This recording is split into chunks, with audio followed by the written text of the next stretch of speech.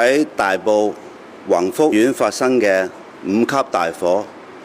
導致多人傷亡，我感到極度難過。我對死者致以深切哀悼，對死者家屬同埋傷者致以深切慰問。我哋會提供一切可行嘅支援。習近平主席對於今次嘅大火高度重視，我衷心感謝習近平主席嘅關心。我亦都感謝港澳辦同埋中聯辦向我提出會全力支持。到目前喺消防人員嘅不斷努力之下，現場嘅情況係逐漸受控。目前為止，消防處處長評估佢哋係有足夠人手同埋能力係控制同埋撲滅到火災嘅。我係極度重視今次嘅事件，我已經指示政府各個部門同埋單位全力進行多方面嘅工作。首先嘅工作，最首要嘅工作就係撲滅咗今次嘅火災，同埋救援被困嘅居民。第二係救治傷者，第三係支援善後。跟住我哋會作全面嘅調查。喺滅火同埋救援被困居民方面呢，消防處係調動咗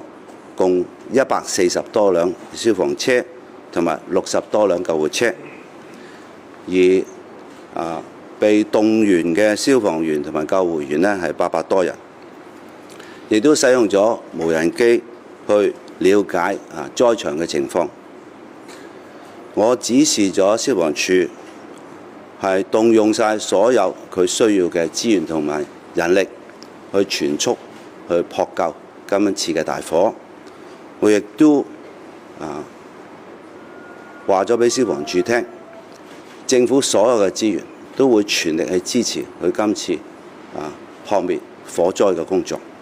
醫管局呢已經係啟動咗重大事故控制中心，統籌同埋協調安排咗9間公立醫院嘅急症室作出戒備，其中呢，新界東醫院聯網3間急症醫院，包括那打素醫院啦、威爾斯親王醫院啦、北區醫院，不同部門嘅同事呢都全力以赴呢係進行救援。大埔民政事務處已經開放咗庇護中心，大埔區已經派出全區嘅關愛隊支援，亦都動員咗沙田區嘅關愛隊，民安隊亦都動員咗人手配合庇護中心嘅工作。警務處、消防處已經成立咗專責小組去全面調查呢件事件，一定會提交俾死因研究庭。另外，房屋局嘅獨立審查組會就建築物嘅外牆保護材料是否符合認可阻燃標準，會進行調查，採集樣本作化驗。如果有任何情況，我哋會依法依規追究責任。另外，屋宇署同埋房屋局嘅獨立審查組會採取特別行動，針對正係進行中嘅工程，要求註冊建築專業人士同埋承建商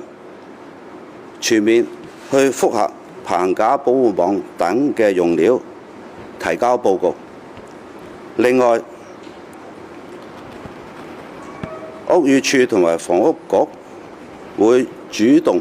抽查地盤有關嘅保護膜同埋保護網是否符合安全要求，會抽樣進行測試。